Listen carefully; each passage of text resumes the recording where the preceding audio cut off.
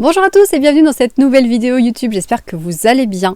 Aujourd'hui on se retrouve pour une vidéo sur Disney Dreamlight Valley et je vais vous dire les 3 erreurs à ne surtout pas commettre sur le jeu. Déjà avant de commencer, n'hésitez pas à vous abonner à la chaîne YouTube si les sujets Disney Dreamlight Valley vous intéressent, les astuces, les mises à jour, etc. Je vous partage tout ici, donc n'hésitez pas à vous abonner. N'hésitez pas également à me suivre sur Twitch, juste ici. On live très souvent sur le jeu et on fait aussi plein d'autres jeux. On est une chaîne multigaming, notamment le Medieval Fantasy, etc. Et on fera très bientôt également des live coloriage mystère Disney, donc si ce genre de choses vous intéresse, n'hésitez pas à aller follow sur Twitch également. On se retrouve tout de suite du coup avec la vidéo sur ces 3 erreurs à ne surtout pas connaître sur le jeu. C'est parti! Du coup, la première astuce, c'est de surtout ne pas vendre les minerais. Tu vois ce joli sol que j'ai ici? Eh bien, tu vas comprendre pourquoi les minerais, il faut surtout pas les vendre. Je vais te montrer tout de suite combien il en faut pour le créer. Je sais que c'est le réflexe qu'on a au tout début, lorsqu'on a besoin d'argent, de vendre les minerais parce que ça se vend bien. Croyez-moi, vous en aurez besoin par la suite pour la décoration. Et quand il faut les farmer pour faire des chemins, etc., on est dégoûté de ne pas en avoir assez.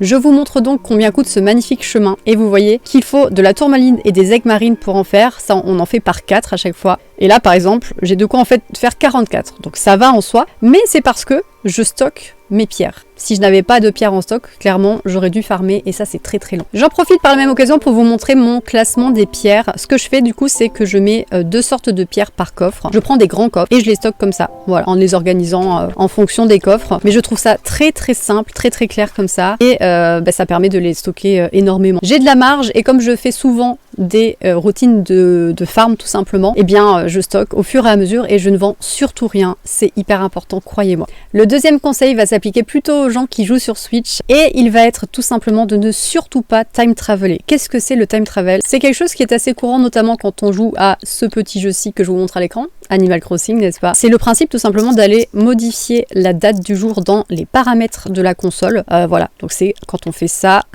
et qu'on clique ici et qu'on modifie la date. Par exemple, pour avancer la date, c'est ce qu'on fait souvent sur Animal Crossing, notamment pour les constructions de ponts ou ce genre de choses qui prennent un jour. On va pas se mentir, je crois qu'on a tous time traveler si on joue à Animal Crossing de façon régulière. Et bien ça, c'est à ne surtout pas faire sur Disney Dreamlight Valley, tout simplement parce que le jeu n'aime pas ça et il risque de vous enlever totalement les fleurs, qu'elles ne réapparaissent plus. J'ai eu plein de témoignages de gens qui ont tout perdu sur leur partie, ou en tout cas tout ce qui repop en fait chaque jour, comme les fleurs par exemple. Et qui dit plus de fleurs dit clairement plus de jeu, parce qu'il y a certaines quêtes qui ne se font qu'avec des fleurs. Il y a plein de choses qui se font avec les fleurs, si tu n'en as plus, c'est juste plus possible de jouer. Donc surtout, ne pas time traveler, c'est vraiment hyper important si vous jouez sur Switch. Attention à ça. La troisième chose à ne surtout pas faire sur le jeu, c'est d'oublier ou de ne pas faire les Dream Snaps. Les Dream Snaps, c'est quelque chose de très très simple qui se débloque avec Vanellope et qui vous permet de faire une photo par semaine sur un thème précis et de gagner des lunes ensuite en fonction de la note que vous aurez. Je vais vous montrer ce que moi j'ai gagné au fur et à mesure des Dream Snaps et franchement ça vaut trop le coup, vous allez le voir. Alors le maximum que j'ai déjà gagné c'est 4000, je l'ai gagné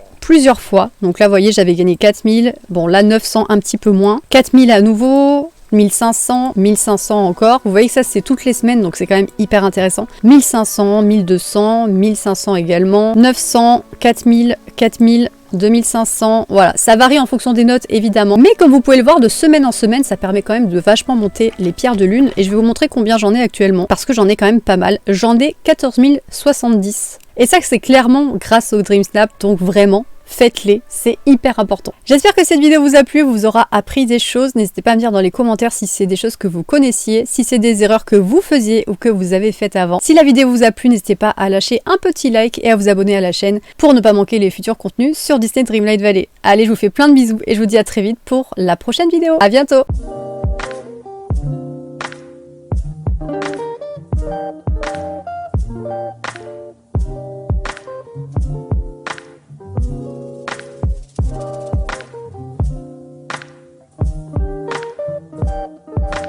Thank you.